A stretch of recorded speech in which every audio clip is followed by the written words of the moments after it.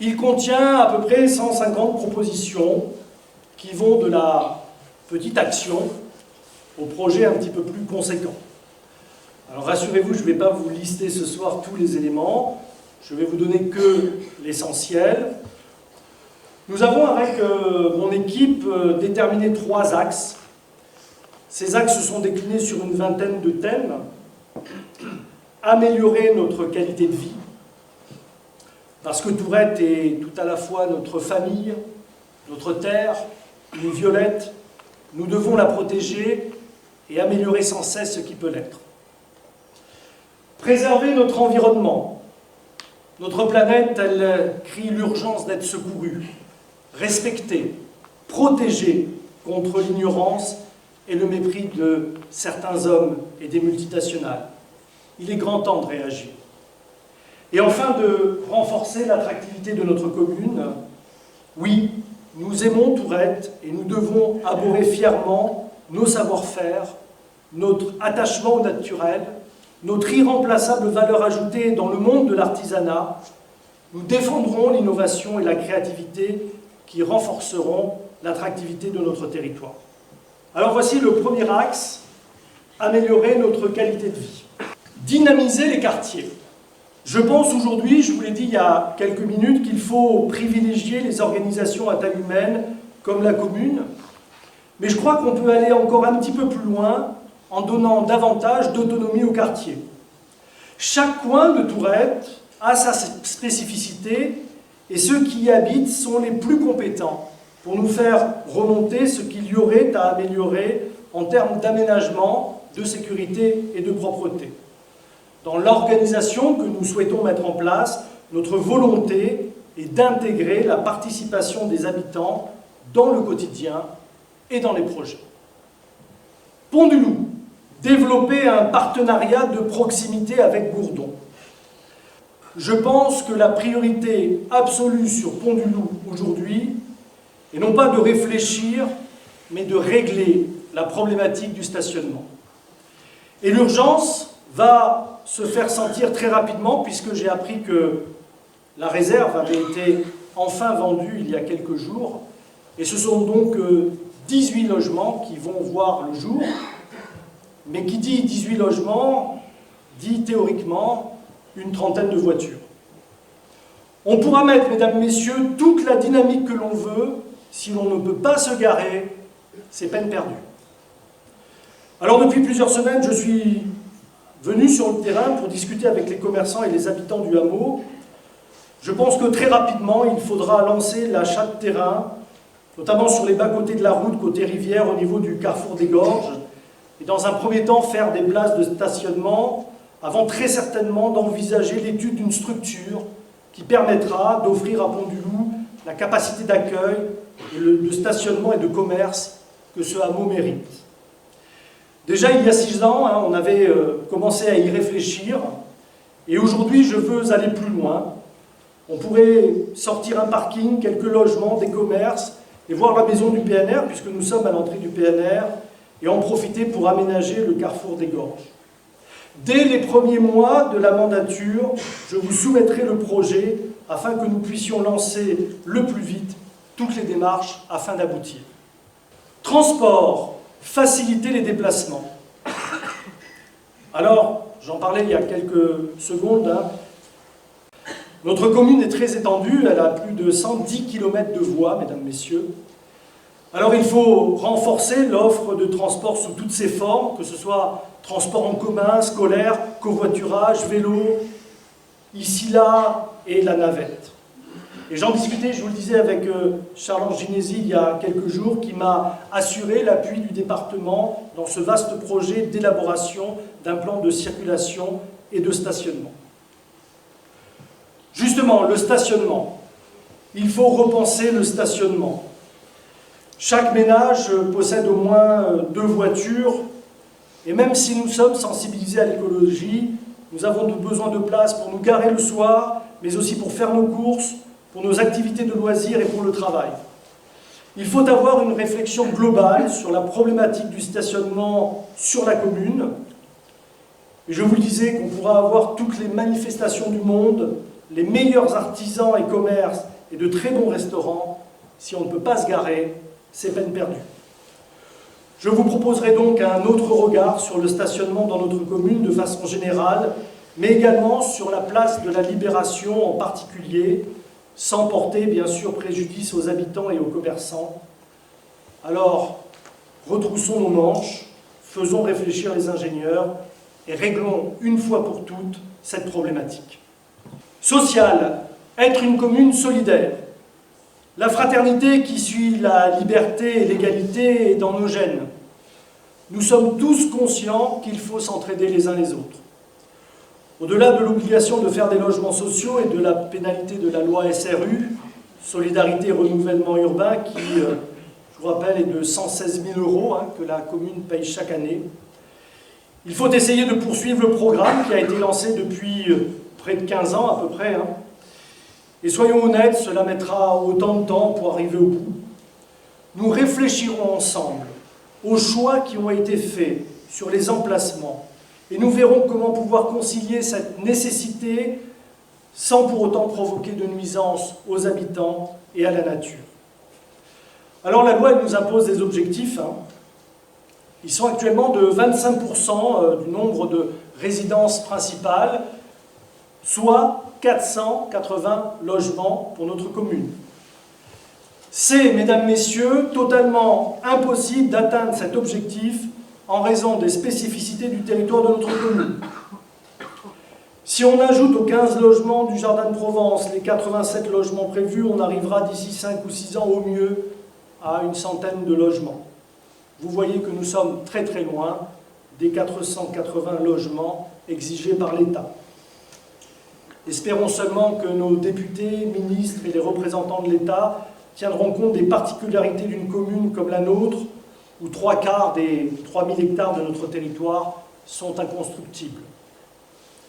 Alors face à cette situation, ce sera aux maires d'aller se battre pour éviter de payer la pénalité, voire la surpénalité, parce qu'avec 116 000 €, mesdames, messieurs, par an, on pourrait en faire des choses. Handicap. Aider ceux qui en ont besoin. Alors le handicap, ce n'est pas seulement les personnes en fauteuil roulant, mais c'est aussi les personnes à mobilité réduite, comme les mamans avec leurs poussettes, les personnes âgées et les personnes blessées. Là encore, partout où c'est possible, il faut faciliter les accès. Il y avait eu, il y a quelques années, une commission qui avait chiffré le montant des travaux pour être en conformité. C'était du temps de José, je crois que le montant avait été estimé à 1 million d'euros, ça avait été avancé. Là encore, nous ne pouvons pas faire face à ces dépenses, mais rien ne nous empêche d'engager les travaux les plus importants, comme par exemple l'accès du parking de la Madeleine par la rue de la Bourgade. Seniors, gardez nos anciens auprès de nous. Alors pour ceux qui me connaissent, j'ai eu l'immense chance de pouvoir garder mon père à la maison jusqu'à son décès à 98 ans. J'ai eu la chance d'avoir des infirmiers, des auxiliaires de vie qui m'ont aidé à l'accompagner dans la dernière partie de sa vie où il était le plus vulnérable. Il faut renforcer ces dispositions, mesdames, messieurs. De plus, j'ai eu cette chance grâce au Club des Violettes qu'il ait pu garder une activité intellectuelle avec le théâtre, le Scrabble jusqu'à ses 96 ans. Et ça aussi, ce lien social, il est fondamental.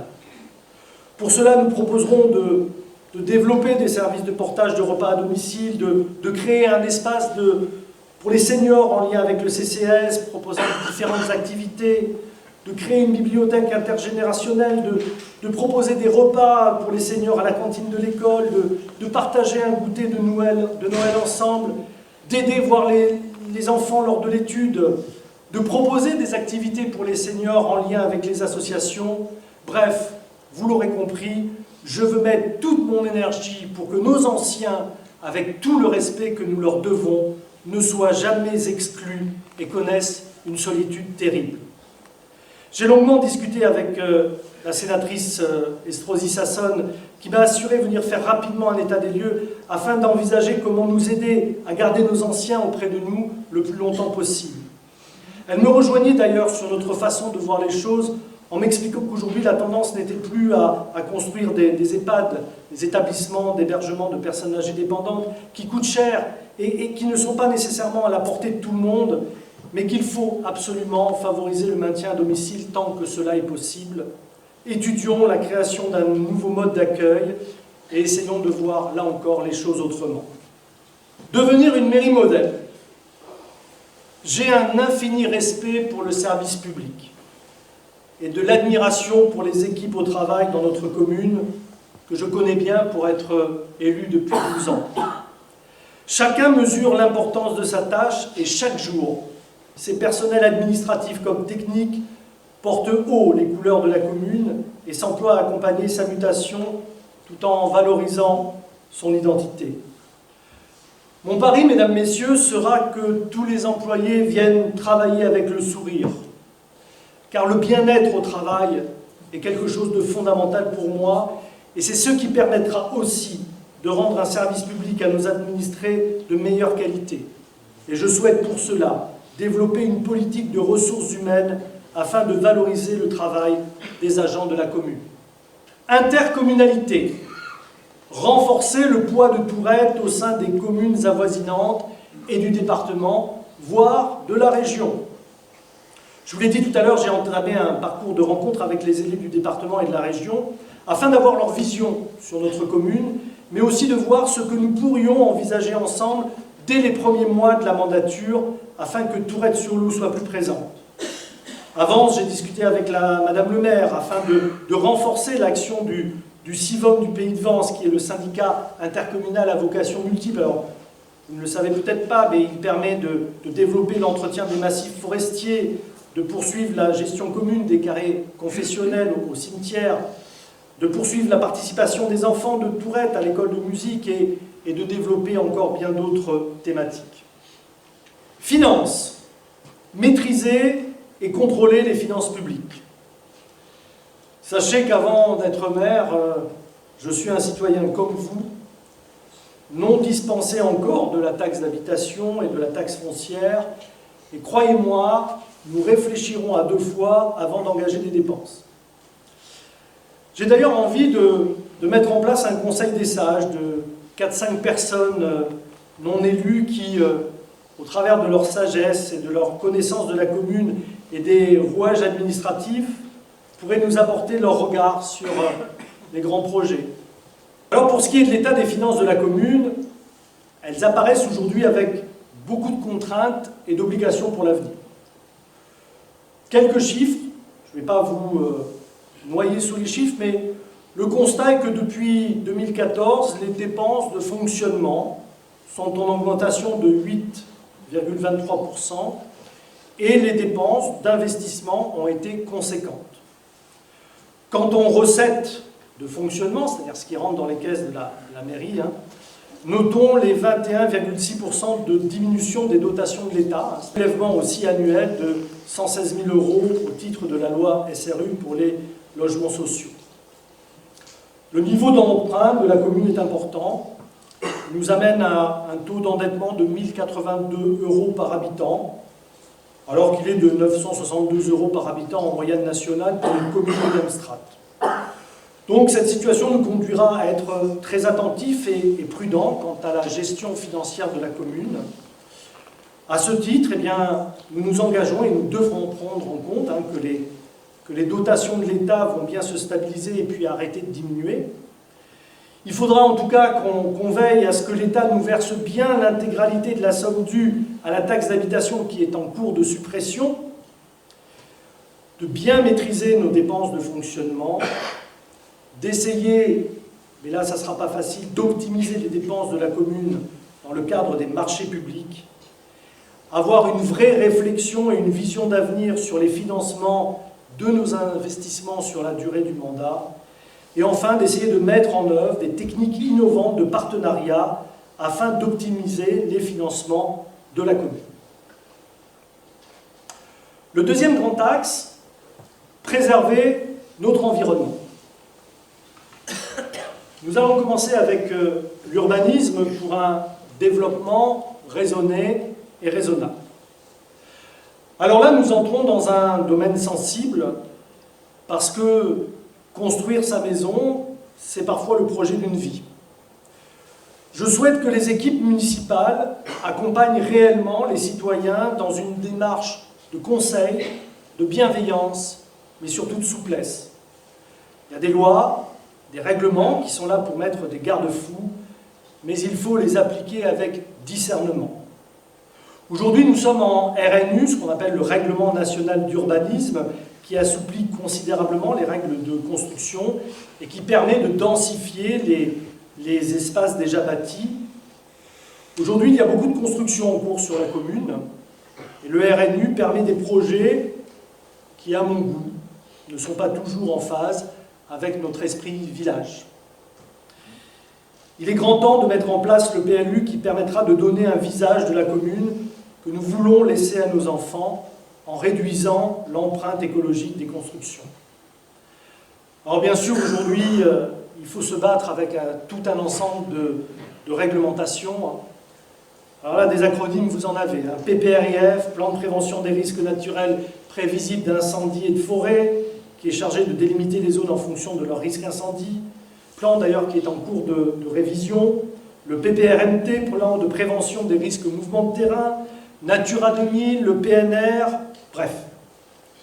Le PLU, qui va déterminer le visage de notre commune pour les 25 prochaines années, va rentrer dans sa phase concrète. Après le diagnostic du territoire et le PPAD, le projet d'aménagement et de développement durable, qui sont deux études obligatoires préliminaires que vous pouvez d'ailleurs consulter sur le site de la mairie.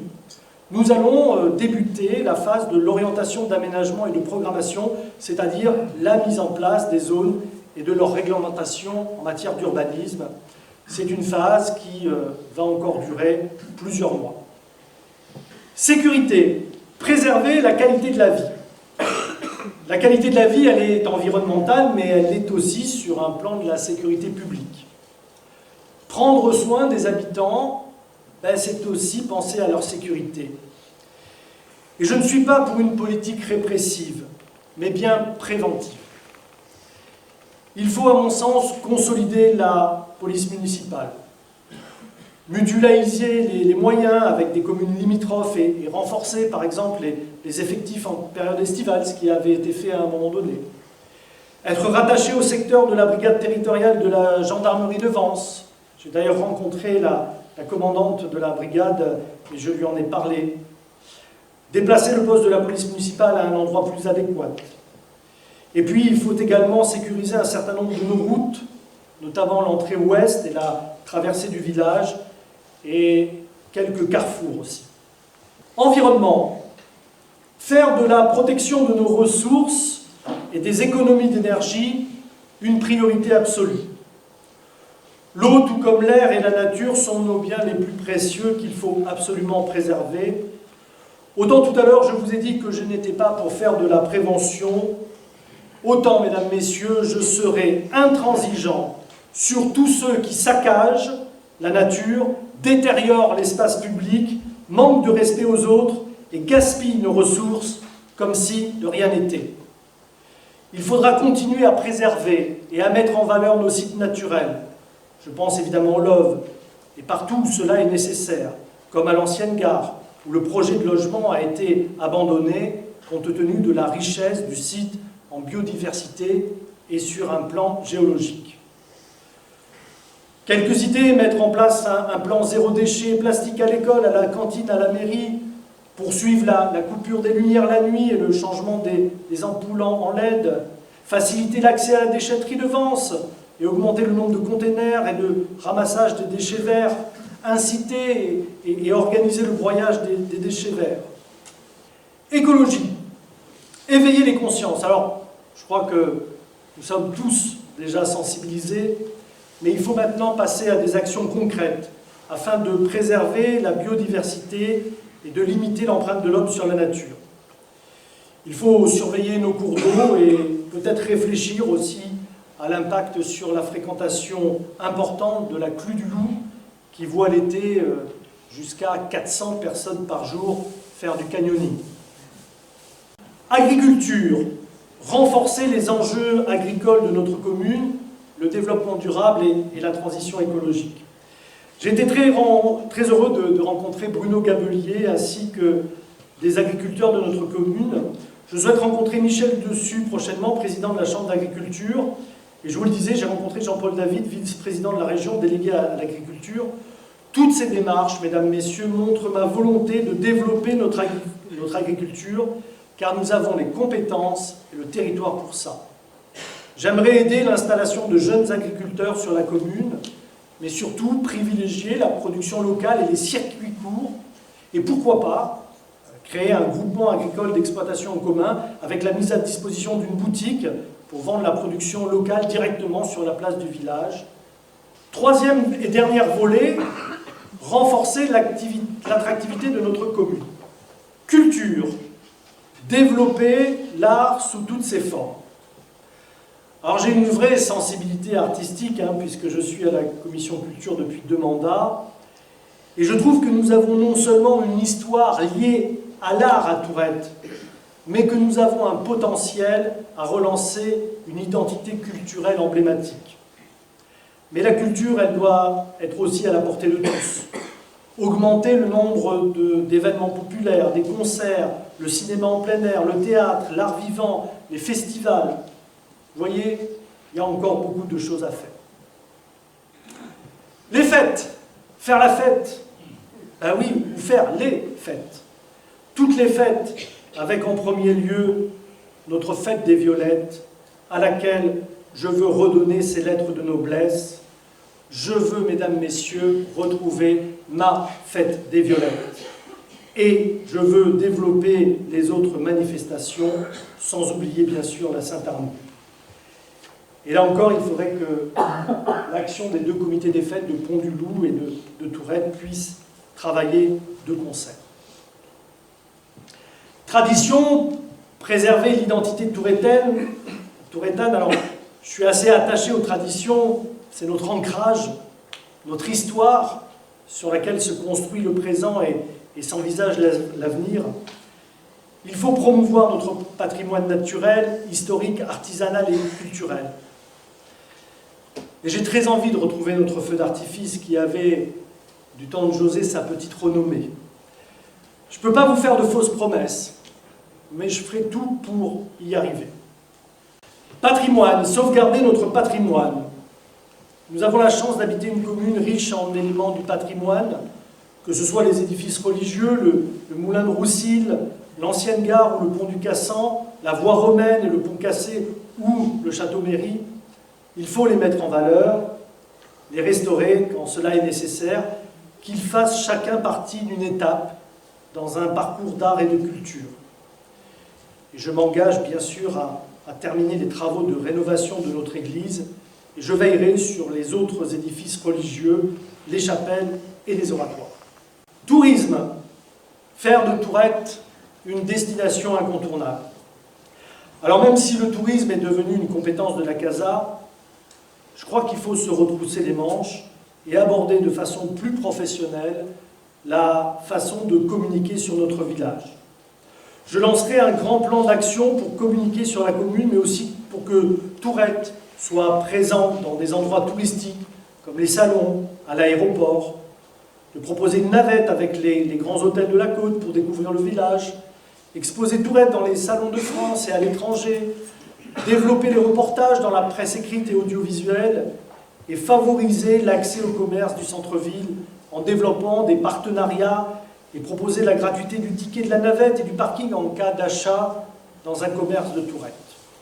Économie, redynamiser le commerce local.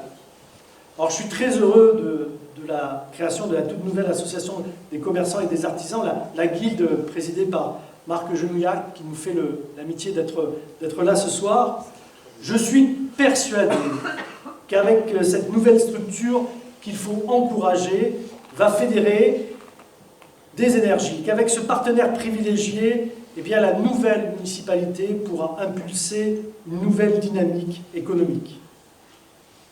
Il faut aussi inciter les Tourettans à travailler sur la commune, donc là encore, nous réfléchirons à la mise en place de structures qui iront dans ce sens. Artisanat, développer le côté artisanal et médiéval. Alors je vais tout vous dire, je loue en Airbnb une partie de ma maison et je reçois de nombreux étrangers. Alors ils font le circuit touristique habituel, hein, et puis ils vont à Saint-Paul-de-Vence. Et tous me disent, après avoir visité Tourette, qu'il n'y a pas photo et que notre village, il est 100 fois plus authentique que Saint-Paul-de-Vence. Et je crois, mesdames, messieurs, que nous détenons là la clé de notre réussite, l'authenticité. Beaucoup de gens sont dans cette recherche et nous avons un vrai savoir-faire artisanal qu'il faut absolument promouvoir.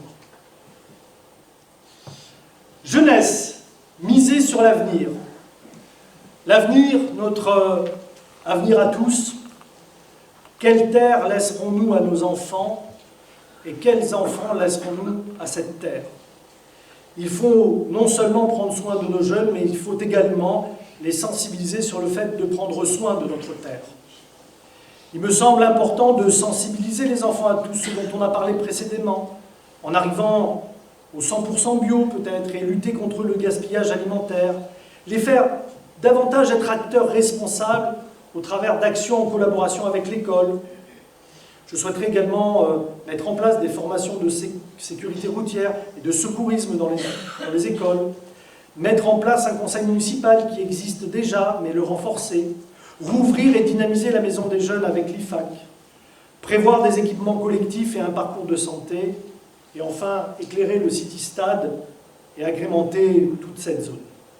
Enfin, dernier thème, soutenir les associations. Les associations, elles sont un élément indispensable à la vie sociale et elles regroupent plusieurs centaines d'adhérents. J'ai rencontré déjà beaucoup de présidents d'associations dans le cadre de ma campagne et je dois dire que j'y ai découvert une belle énergie et beaucoup de gens motivés qu'il faudra là encore aider, soutenir pour le bien vivre ensemble. Dès les premières semaines, je rencontrerai les membres des bureaux des associations afin de bien cerner leurs problématiques et leurs besoins et de définir ensemble un plan de travail.